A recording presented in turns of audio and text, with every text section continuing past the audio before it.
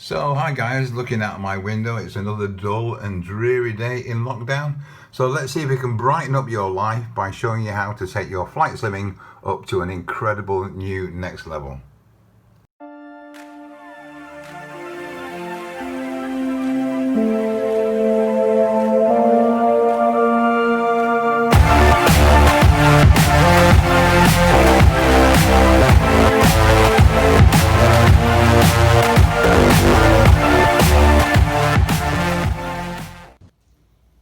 Hi everyone, welcome to Uncle Mo's Playtime. Now we're not here to talk about the chair today. You can find details of the chair on the website virtualflight.org.uk.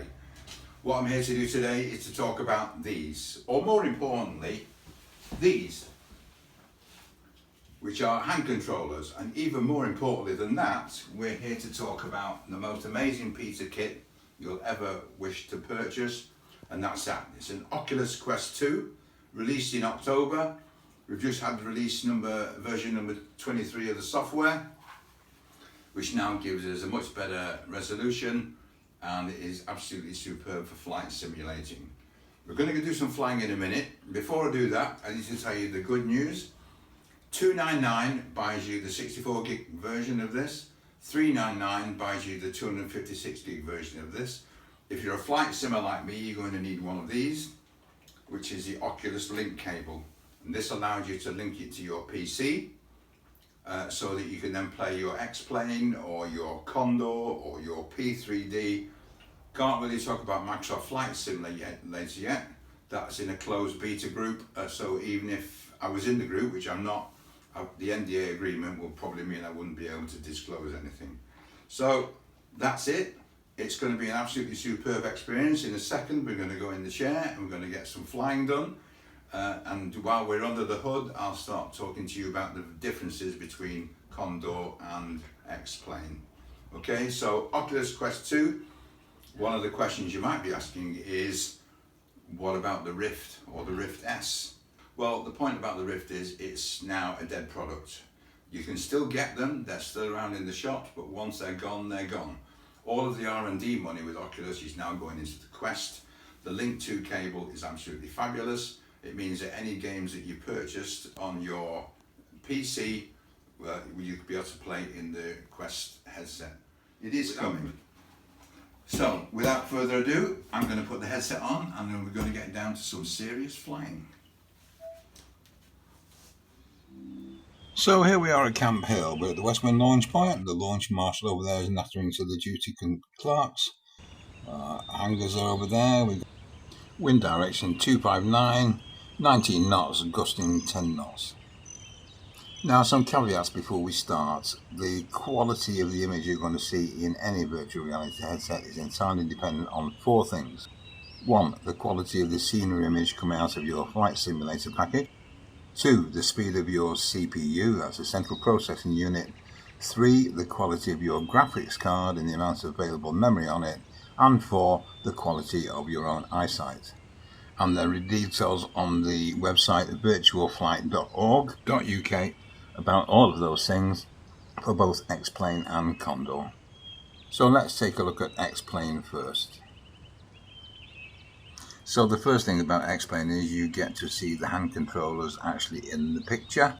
And with these hand controllers, I can flick every switch, turn every knob, push every button, reset the altimeter, pull the air brakes, handle the stick. And in fact, for the whole of this short flight, I am not going to use my physical stick. I'm going to control everything from within the virtual cockpit. Although for the avoidance of doubt, I should say that you can still use a stick. And in fact, my preferred flight method is to use a physical stick in one hand and one hand controller in the other hand to do all the other in-flight bits that you need to do with the knobs, switches, dials, etc. And in this particular aircraft, I've just actually told it that I want to switch to the Imperial instrument system rather than the metric.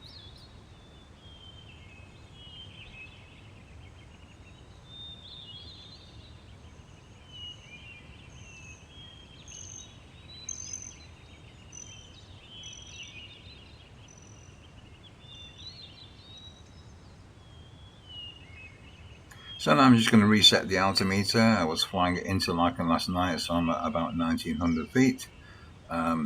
All the instruments work exactly the same way. You move out and touch it with the hand controller until it turns green. That's the indication that you've latched onto that particular control, and then you just manipulate it with your hands as you would do in real life. You twist knobs, you push buttons, you flick switches.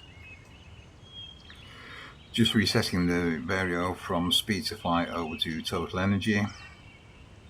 I'll put the top vario onto netto, and then we're about good to go.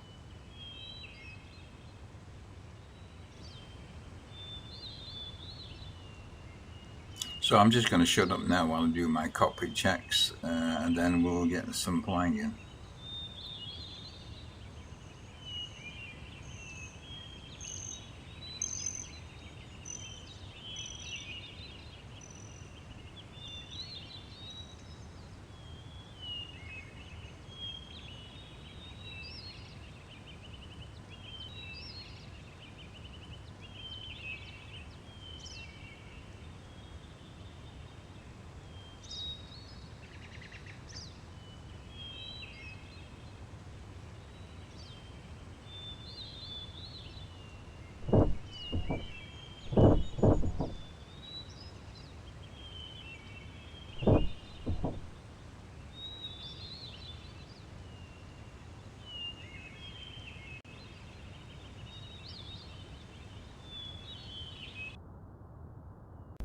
Checks complete, brakes closed and locked, cable on.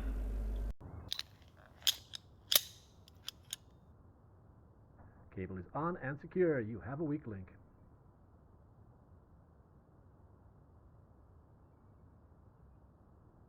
All clear above, behind, and in front.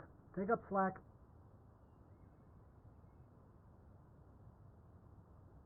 All out.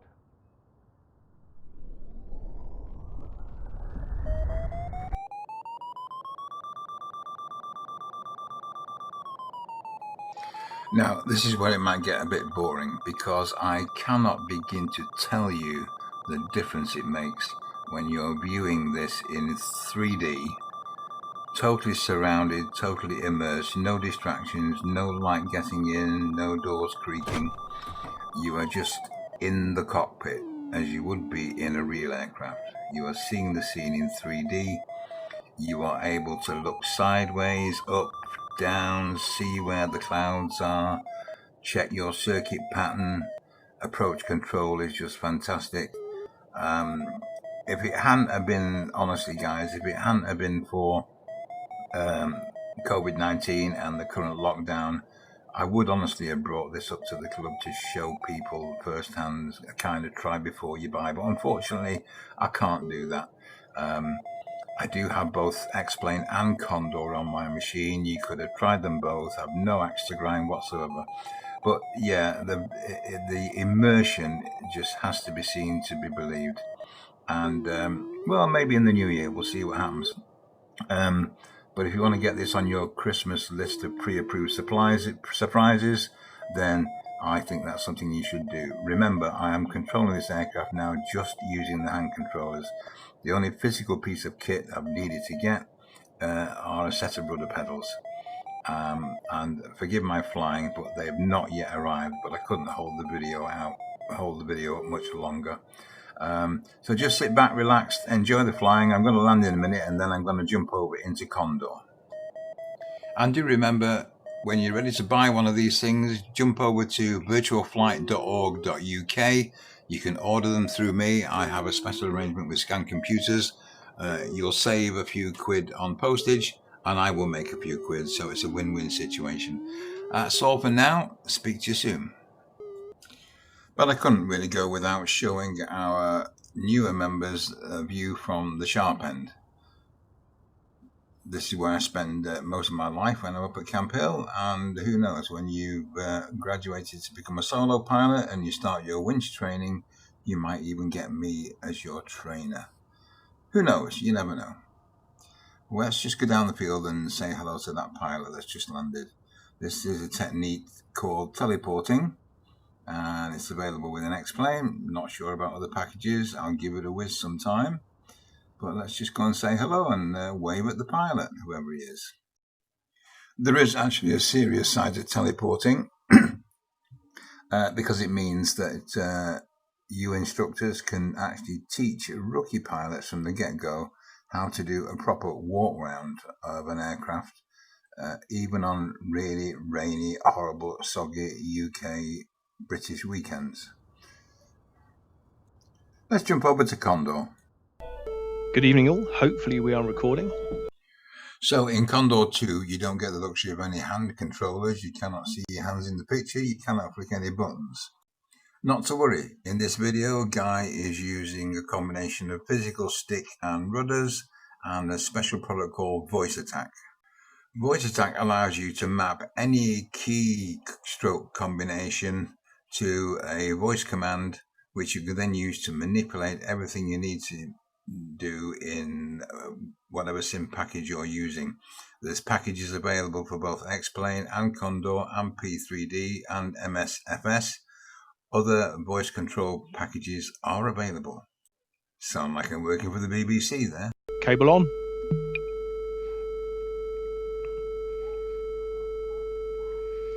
So this is a winch launch, which a bit different to the one we did yesterday.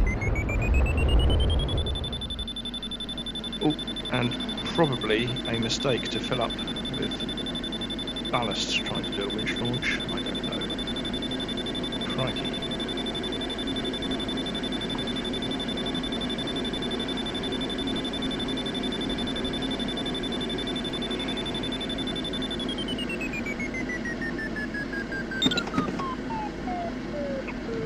Released, and we will pop our gear up. It's nice and quiet. I'll head on over to the ridge. Ooh. Oh, going the wrong way. It's that ridge over there.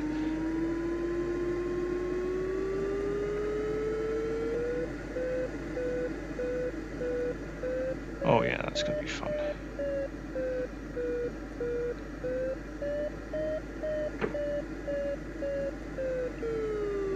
It looks like this is going to be another fairly quick blast. I'll bung the task helpers on, I think. Task helpers. There we go. There's the start right in front of us.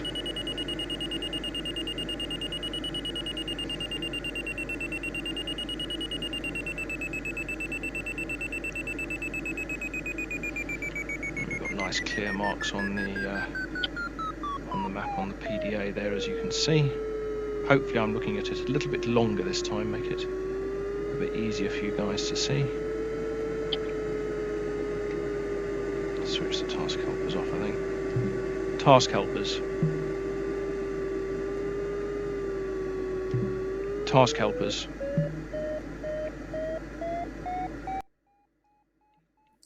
So as we tried to convey to you in the first part of the video, it's impossible to describe to you the total immersion you get with virtual reality.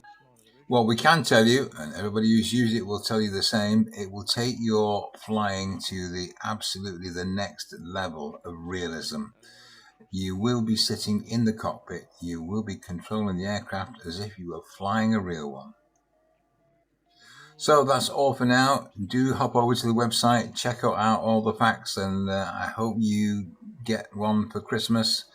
Either buy it yourself or get a loved one to buy it for you. One thing to be certain of though, if you're a family person, your kids are going to want to steal it off you. One way or the other, you're going to have to fight for it.